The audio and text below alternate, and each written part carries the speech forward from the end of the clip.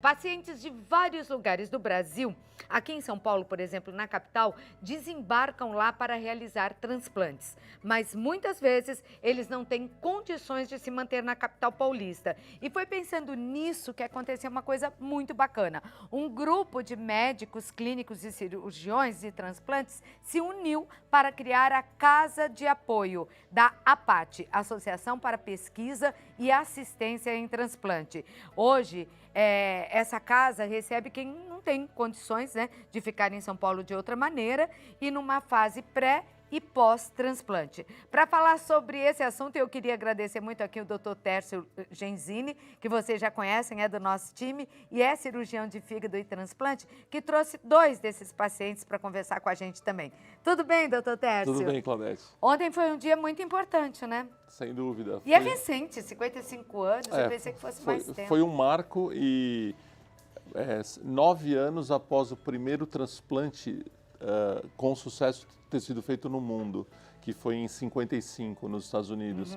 E lá, nos Estados Unidos, um irmão gêmeo doou para o outro um rim. E por que gêmeo? Para vencer o problema da rejeição. Certo. Porque como os gêmeos têm compatibilidade genética, eles superaram o problema escolhendo os gêmeos. Então houve esse sucesso, houve o mundo inteiro ficou sabendo, e no Brasil, o Rio de Janeiro foi pioneiro nesse transplante de rim também, né? E deu um grande impulso, porque logo vieram outros e o rim foi o primeiro transplante de órgãos sólidos que deu certo no Brasil. Mas a fila continua para vários órgãos e como eu estava falando, não me lembrava direito, mas são 7 mesmo, né, órgãos. Cada pessoa é possível que, estando tudo bem, quando falecer, possa doar 7 órgãos. Exato. Que órgãos são esses, Exato. doutor? Então, pode-se doar o pulmão, pode-se doar o coração. A gente primeiro tem que separar órgãos e tecidos, né? Então, vamos falar de órgãos. Então, tem pulmão, coração, fígado, pâncreas, rim, intestinos. Depois, existem os multiviscerais também, que são pessoas que precisam de vários órgãos. Então, por exemplo, coração, pulmão, ou fígado, intestino, ou até fígado, estômago, intestino, pâncreas. Então, Estômago também? Também existem essas combinações, que são os multiviscerais. Esses são os órgãos chamados órgãos sólidos. E os transplantes de tecidos, que são córnea, pele, ossos, medula óssea. Então, quer dizer, o corpo humano, ele ainda ele produz o que a ciência não consegue. A natureza ainda produz órgãos que não são possíveis de serem produzidos artificialmente. E vamos combinar que depois que a gente morre, a gente não precisa de nada disso. Uma preocupação é que a pessoa fique com aparência durante o velório. Estranho, isso não acontece. Não acontece, não acontece. E você só tem que declarar à família para que alguém autorize isso, que a gente nunca sabe o dia de amanhã. Todo esse cuidado é tomado, Claudete. E as pessoas podem doar em vida, alguns deles né? Ou após morte. O que se doa em vida? O rim? O mais frequente em vida é o rim, porque temos 2 rins e sabemos já por estudos de longo prazo, mais de 40 anos de segmento de doadores, que é possível uma vida normal após doação do rim. Então, um rim pode ser doado, obviamente, após se realizar exames. De compatibilidade. De compatibilidade e para saber se o doador é saudável suficiente para isso. E parte do fígado. Esse é também muito frequente. Porque o fígado, ele se regenera. Se regenera, exatamente. Então, eu dou uma parte do meu e o meu... Em pouco tempo? Quanto tempo ele vai ficar igual? 3 a 4 meses ele cresce e já fica do tamanho normal. Agora, tem que estar bem também. Eu vou apresentar aqui, gostaria de agradecer, doutor, muito obrigada por ter trazido aqui Humberg, que nome diferente, Humberg? Humberg Tomás Rodrigues Júnior, ele é funcionário público, ele tem 40, olha, estou dando a ficha completa, hein? Ele tem 40 anos de idade. 39, 40 mês que vem. Desculpa. Tá certo? Não é mulher não, mas por que eu vou aumentar a idade dele, né? Já arredondaram aqui. Mas vamos corrigir então. Você faz aniversário quando? 19 de maio. 19 de maio, então ainda falta tempo, né? 39 anos, estou corrigindo, tá? Transplantado duplo de rim, ele fez um transplante duplo e pâncreas, né? Então, rim e pâncreas. E você é de onde? Salvador, Bahia.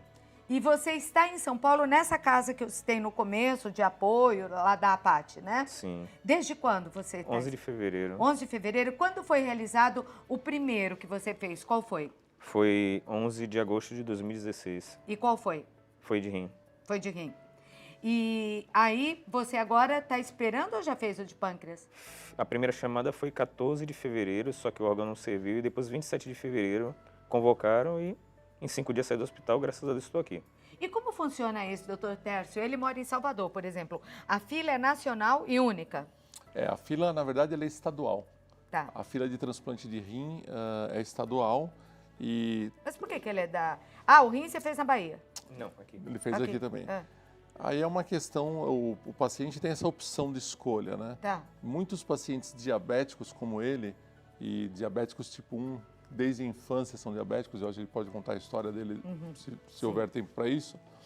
Eles sabem que nós temos um programa forte em transplantes de pâncreas. Tá. Então eles nos procuram para fazer o rim e o pâncreas. E após uma avaliação do paciente, a equipe multidisciplinar decide se é melhor para ele fazer o duplo, primeiro fazer um, depois outro, porque às vezes o paciente chega um pouco debilitado para fazer o duplo. Então ele faz o rim, se recupera e depois faz o pâncreas. Nós vamos conhecer um pouco a história da Dalva agora. Só finalizando, Pois Paulette, a boa notícia, o ano passado nós fechamos o ano de 2018 como o maior serviço de transplantes de pâncreas do mundo. Que coisa boa. Foi uma boa notícia, eu queria trazer para você. E em outros estados é realizado também ou só São Paulo? Olha, o transplante de pâncreas, muito poucos os serviços no Brasil fazem. Talvez existem 3 ou 4, mas eles fazem números bem menores do que o nosso grupo em São Paulo. Por isso que os médicos se reuniram para criar essa casa. Para criar essa casa. São muitos, doutor, os médicos? Eles hoje nossa equipe gastaram o próprio dinheiro para poder fazer essa casa? Muitas vezes sim, e ainda muitas vezes isso é necessário porque os recursos que nós recebemos são insuficientes para manutenção. Parabéns aos médicos, né, de São Paulo lá, que resolveram esse problema, muitas vezes sem solução, porque você, por exemplo, não tem nenhum parente aqui, né? Como é que a pessoa vem da Bahia, vai ficar onde? Desde fevereiro, você já imaginou? Um hotel, por mais barato que seja, alimentação que lá na casa você recebe, né? Sim. E tudo isso não daria, né? Só sendo muito rico, né? Aí é bem difícil mesmo. Bom, deixa eu contar um pouquinho a história da Dalva aqui. A Dalva Rodrigues da Silva é doméstica, de 49 anos, é de Nova União, Rondônia. E está lá nesta casa que os médicos criaram, na APAT, aguardando um transplante de fígado. Onde fica Nova União, lá em Rondônia? Tudo bem? Boa tarde. Boa tarde. Perto de Ouro Preto. Ouro cidade Preto, mais fiquei perto. na mesma, eu não conheço Rondônia. É longe de Porto Velho, a capital? Não, é a mais perto. Quanto tempo de viagem? É 40 minutos. Com você foi a hepatite. Quando você pegou a hepatite? Eu descobri porque eu consultei com um médico lá na nossa cidadinha mesmo. E pedi para ele que eu queria fazer uns exames para mim ver, que eu sentia assim nos meus fígados, né? Que eu não podia beber leite. Aí eu falei assim, não, mas eu quero ver se eu tenho hepatite. Eu estou vendo dando hepatite em várias pessoas. Aí ele Tinha pegou... lá um surto de hepatite, Tinha, né? ele estava fazendo os exames. E o que acontecia quando você tomava leite? Inchava meus fígados. Ah. Desde que eu sentia o fígado inchado. Ah, você sentia o fígado ruim. Aquela dor, assim. Aí eu peguei, ele pegou e falou, mas pra que você vai fazer? Eu falei, não, doutor, eu quero, porque eu tô vendo muita gente dando hepatite e eu ia fazer, era tirar a pedra da vesícula. Aí ele pegou e me deu. Aí quando eu fiz os exames, mandei para Porto Velho, em antes de 60 dias chegou o resultado. Aí tava. Quantos anos você tinha na época, quando você descobriu? Eu tava com 47 anos. Então faz 2 anos que você está esperando, porque aí você já soube que teria que fazer o transplante. É, que o transplante mas daí que eu comecei a fazer, entrei no tratamento, foi em 2011. Certo. E para o transplante já há 2 anos na fila de espera. Ela falou, o exame em 60 dias já chegou.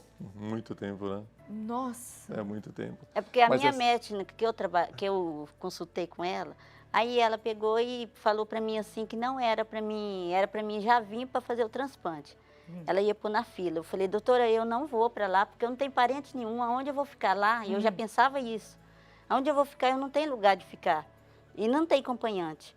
Aí ela, mas você tem que arrumar um acompanhante. Eu falei assim, não, deixa isso passar mais um pouco, depois vou ver o que eu faço. Aí foi aonde eu passei, ela passou eu para consultar com o doutor Leonardo, e o doutor Leonardo... Encaminhou você. Sim. E você veio sem acompanhante, de qualquer maneira? Vim com acompanhante. Aí, Aí você tá com alguém aqui. Quem que você trouxe? uma amiga minha.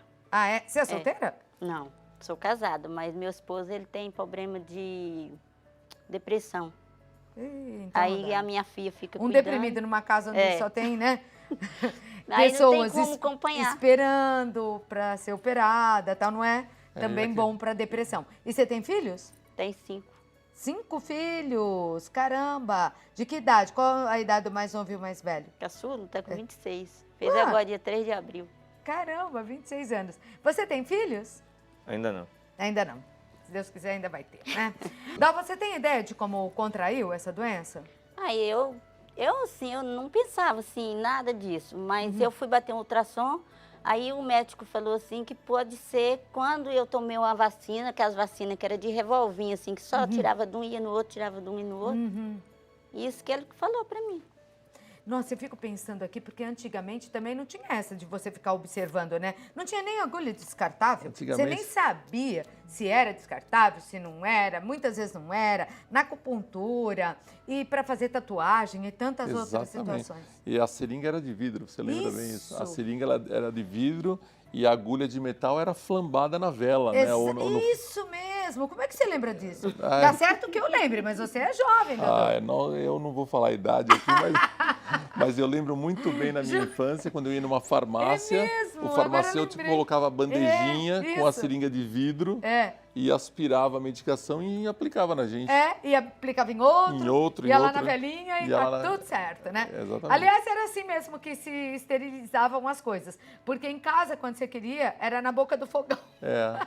Como se fosse, Ou né? na Uma coisa espiriteira, maravilhosa. né? Espiriteira, Que é. lembra com álcool com o pavio. E colocava lá Deixava, só né? pra, né? Deixava um pouquinho lá pra... Não, porque, gente, olha, vocês são jovens ainda aí, né?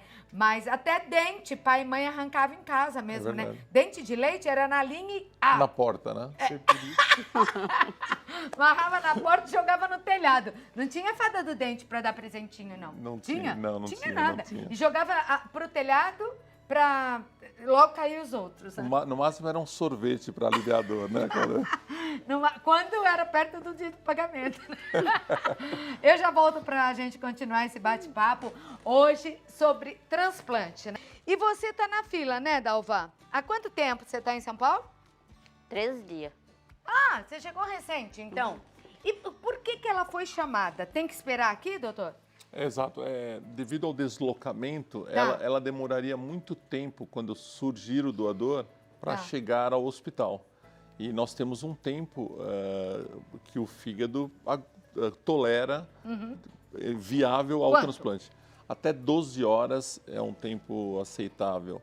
E nem daria para ela chegar nesse tempo. Ela não chegaria nesse tempo. Então, quando surge o doador, a equipe se desloca para fazer a remoção do fígado Tá. do doador. Que pode ser em qualquer lugar do Que Brasil. pode ser em qualquer local do Brasil, e ela, saindo da cidade dela 5 horas até Porto Velho, depois de Porto Velho para São Paulo, não chegaria nesse prazo. Aí ela fica aguardando e não sabe nem quanto tempo. Exatamente. E aí ela perde oportunidades, né? Porque vão surgindo doadores, ela está numa posição já próximo dos primeiros da fila. Como funciona essa fila?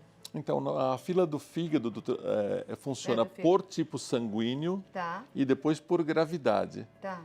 Então, existem os tipos sanguíneos A, O, B e AB, com filas separadas. E dentro de cada tipo sanguíneo, os pacientes colhem exames de sangue, encaminham para a central de transplantes os seus valores e é calculado um score de gravidade. Tá. Quanto maior o score, maior a posição na fila. Lembrando que crianças Tem prioridade. têm prioridade, são priorizadas.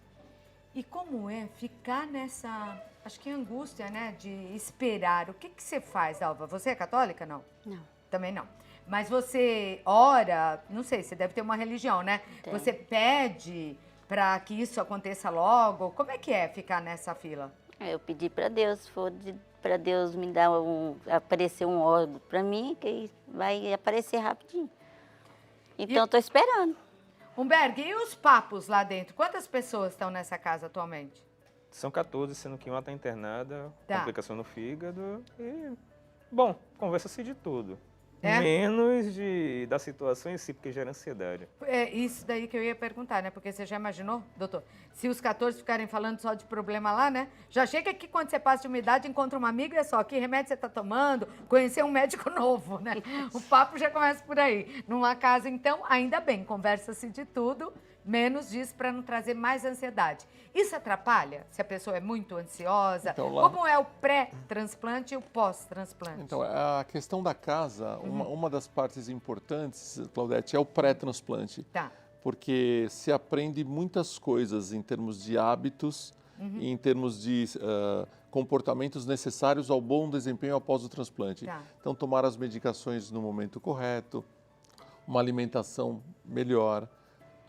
Existem reuniões com psicólogas dentro da casa.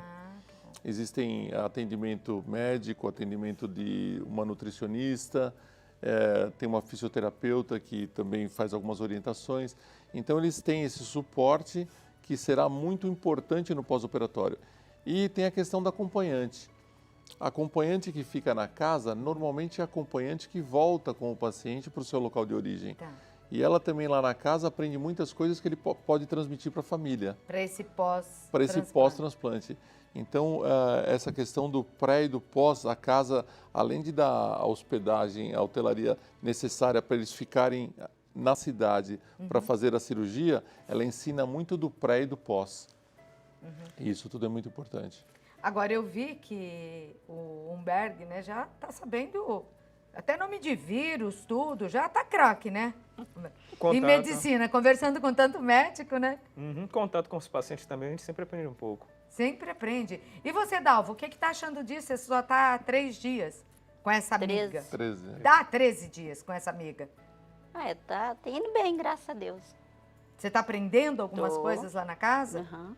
Estranhou muita comida, não? Não, eu estranhei um pouco, mas aí a gente vai acostumando. Existe isso, uma preocupação com a alimentação? Porque um problema é pâncreas, no outro é rim, o outro é fígado, né? Existem vários pacientes de várias áreas. Qual a preocupação dos médicos nesse sentido? Então, alguns cuidados, Claudete, são comuns a todos os transplantes.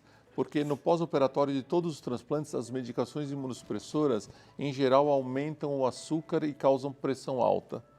Isso é comum a todos eles. Então, lá na casa, existe esse cuidado de não dar uma alimentação muito rica em carboidrato, não dar alimentação muito salgada.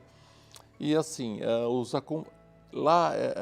a casa torna um ambiente familiar porque os acompanhantes fazem o serviço da casa. Tá. Então, por isso, quando eles estavam conversando de acompanhantes, nós sempre pedimos para que venham acompanhantes mulheres, porque fica mais fácil essa relação Tá na certo. divisão do trabalho da casa.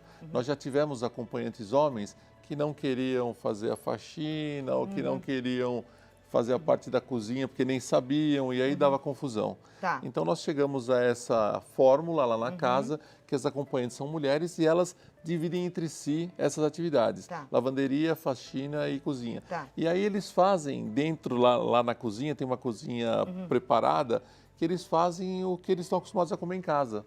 Ah, tá certo. Então muitas vezes Porque eles são brasileiros de vários de estados. vários estados. Então, nós até brincamos, às vezes tem uma comida típica de lá de Rondônia, às vezes tem do Acre, às Você vezes já tem do comeu de Amazonas. tudo, então, né, Humberto? Um pouco. Desde fevereiro, já fizeram alguma da tua terra? Você trouxe quem?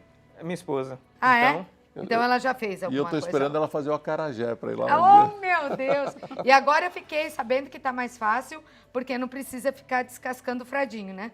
Agora já tem a farinha, não é, não? Dele? Ela tá mais informada do que Ah, eu. mas ela sabe. Algumas Fala pra ela que tá matérias-primas- fácil, hein? Você Tá entendeu mais- por que tem que ser mulher de acompanhante? É verdade. Tá mais fácil fazer pro doutor lá. Qual é o nome dela? Chile.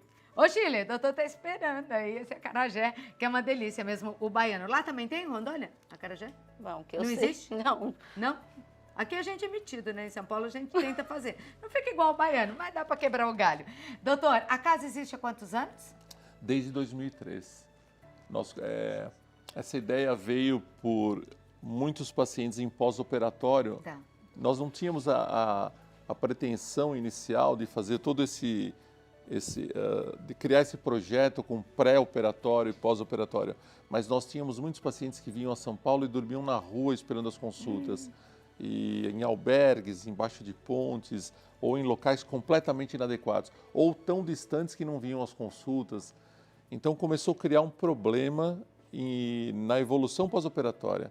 Você tem uma fila, né, Claudete? Muitas pessoas esperando, você retira órgãos de um doador, que outras pessoas poderiam aproveitar também, e você faz um transplante com todo o cuidado técnico, e no pós-operatório a falta de cuidados no trato da própria pessoa compromete todo esse procedimento. Então nós alugamos uma casinha em 2003, na Vila Mariana, era uma casinha de 3 dormitórios, e começamos a acomodar os pacientes. Isso começou a dar muito certo. E nós fomos então para a aclimação, uma casinha de 7 dormitórios, e começou a demanda a crescer também, e muita gente procurando, e hoje temos uma casinha com 12 dormitórios. Onde fica? Fica lá na Rua Heitor Peixoto, 582, Tá. é uma casinha lá tá aberta para quem quiser conhecer, e sempre pedimos para que as pessoas colaborem. Isso que eu queria saber, como público agora, emocionado, já é lógico, porque você vê, né? Um país onde cada um pode ajudar o outro. E é assim, muito mais do que o governo tem feito, não é? Que às vezes nem subvenção existe, nem um dinheiro para ajuda. Então vive realmente, né, dos próprios médicos, sobrevive a casa, e você que pode ajudar. E de que maneira a gente pode ajudar? Então, a casa, ela pode ser ajudada de muitas formas. Tá. Com o tempo de cada um, com o Tá. voluntariado, que é muito importante. Certo. Cada um ir contar uma história, ajudar em algum serviço da casa, e oferecer alguma atividade para que os pacientes não fiquem ociosos. Tá. Tudo isso é importante. Lá na casa nós temos a Andréia, que é gerente da casa, ela é uma transplantada. Tá. Isso ajuda muito porque ela sabe o que o transplantado precisa, ela passa a experiência dela. Ela é transplantada há 20 anos de fígado. O meu pai tem 80 anos, ele é aposentado, vai todos os dias lá na casa. Onde fica Heitor Peixoto? Fica lá no Cambuci. Cambuci. Lá no Cambuci. E, Claudete, nós temos problemas, você falou do governo que não ajuda. Além de não ajudar, às vezes atrapalha. Nós, por exemplo, tínhamos o COMAS da prefeitura, que é um certificado de assistência social, que nos facilita produzir uma série de eventos e conseguir arrecadação.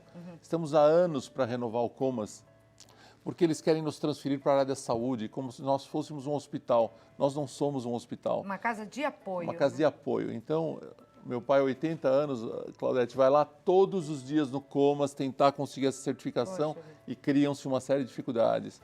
Depois tem os custos da casa. Imagina, hoje eles estão em 14, mas pode acomodar 20, 30 pessoas, todos comendo todo dia, usando difícil. produtos de higiene limpos. Então tem o custo. E nós temos poucas doações. E vocês têm o quê? Tem uma conta bancária? Temos uma conta bancária. Dá para falar, doutor?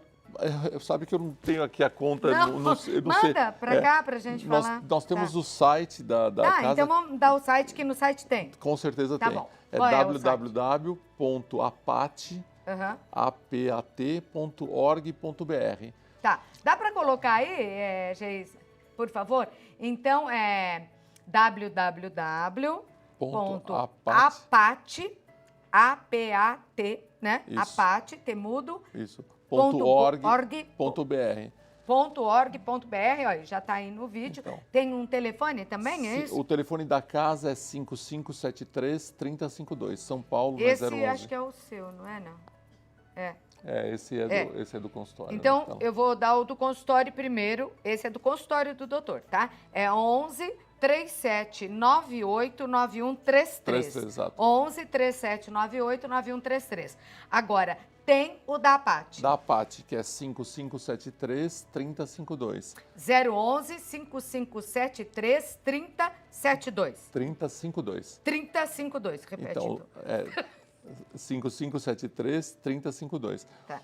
Lá na casa, nós temos um pequeno consultório, Claudete, que Tá. às quintas-feiras eu faço atendimento gratuito às pessoas de São Paulo mesmo, carentes, que não têm condições e têm problemas afins aos problemas da casa. Problemas Tá. no fígado, no pâncreas e transplantes, eles também são atendidos lá gratuitamente. Às quintas à Às tarde. quintas-feiras à tarde, exatamente. Olha, Tércio, te conheço há tantos anos, doutor, e eu não sabia desse seu trabalho, mas só posso sempre esperar coisas boas, né? Muito obrigado. Desse casal que eu gosto tanto, da doutora Adriana Costa e do doutor Tércio Genzini. E que eu sei são almas boas.